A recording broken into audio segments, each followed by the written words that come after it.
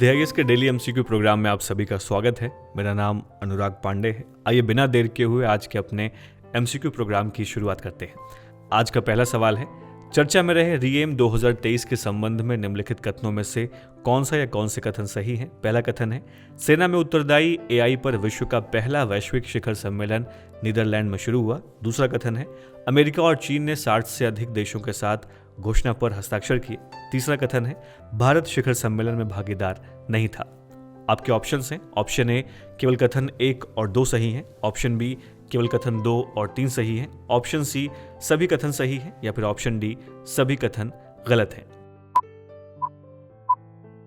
आज के हमारे पहले प्रश्न का सही जवाब है ऑप्शन सी। आइए इसकी व्याख्या देख लेते हैं। हाल ही में सेना में एआई के उत्तरदायित्वपूर्ण उपयोग पर पहली बार अंतर्राष्ट्रीय शिखर सम्मेलन रीएम 2023 नीदरलैंड के हेग में आयोजित किया गया है। सम्मेलन की सह मेजबानी दक्षिण कोरिया द्वारा तय की गई तथा इसमें 80 सरकारी प्रतिनिधि मंडलों और 100 से अधिक शोधकर्ताओं और सैन्य ठेकेदारों ने हिस्सा लिया। इसमें एआई के इस्तेमाल से उत्पन्न होने वाले जोखिमों को कम करने के लिए बहुहितधारक समुदाय से सामान्य मानकों पर निर्माण करने की अपील की गई है।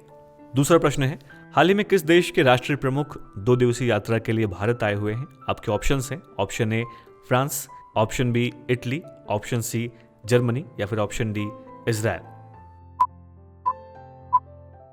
इस प्रश्न का सही जवाब है ऑप्शन सी। आइए इसकी व्याख्या देख लेते हैं। जर्मनी के चांसलर ओलाफ शोल्ज 2 दिवसीय यात्रा के लिए भारत आए हुए हैं। उनके साथ वरिष्ठ अधिकारियों और व्यापारियों का एक शिष्टमंडल भी भारत आया हुआ है।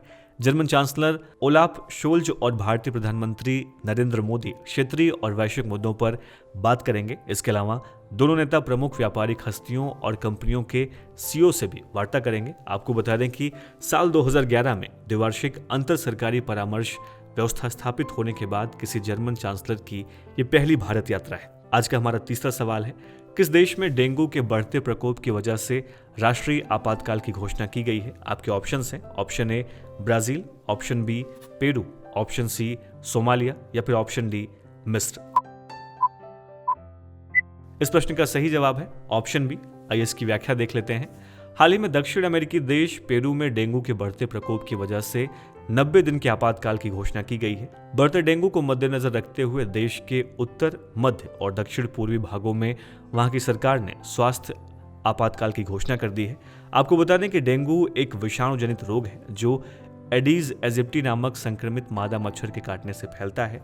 इस बीमारी में रोगी के शरीर में प्लेटलेट्स की संख्या में तेजी से कमी होने लगती है। आज का हमारा चौथा सवाल है, 25 फरवरी 2023 से दिल्ली में आयोजित होने वाले विश्व पुस्तक मेले की थीम क्या है। आपके ऑप्शंस हैं, ऑप्शन ए आजादी का अमृत महोत्सव, ऑप्शन बी राष्ट्रीय शिक्षा नीति, ऑप्शन सी सतत विकास की राह में विश्व, या फिर ऑप्शन डी उपरोक्त में से कोई नहीं। इस प्रश्न का सही जवाब है ऑप्शन ए। आइए इसकी व्याख्या देख लेते हैं। 25 फरवरी 2023 से दिल्ली के प्रगति मैदान में विश्व पुस्तक मेले का आयोजन किया जा रहा है। साल 2020 के बाद कोरोना महामारी आने के कारण इस पुस्तक मेले का आयोजन ऑनलाइन ही किया जा रहा था। आपको बता दें कि 9 दिन तक चलने वाले इस पुस्तक मेले की थीम आजादी का अमृत महोत्सव रखा गया है। इस पुस्तक मेले में कई प्रकार के स्टॉल लगाए जाएंगे, साथ ही साथ कई प्रकार के सांस्कृतिक कार्यक्रमों का आयोजन भी किया जाएगा। और आज का हमारा अंतिम और 5वां सवाल है, हाल ही में चर्चा में रहे धर्म गार्जियन के संबंध में निम्नलिखित कथनों में से कौन सा या कौन से कथन सही हैं। पहला कथन है, यह अंतर्राष्ट्रीय बौद्ध सम्मेलन है। दूसरा कथन है, इसका आयोजन जापान के शिंगा प्रांत में किया गया। आपके ऑप्शंस हैं, ऑप्शन ए केवल कथन 1 सही है, ऑप्शन बी केवल कथन 2 सही है, ऑप्शन सी 1 और 2 दोनों सही है, या फिर ऑप्शन डी ना ही 1 और ना ही 2। इस प्रश्न का सही जवाब है ऑप्शन बी। आइए इसकी व्याख्या देख लेते हैं।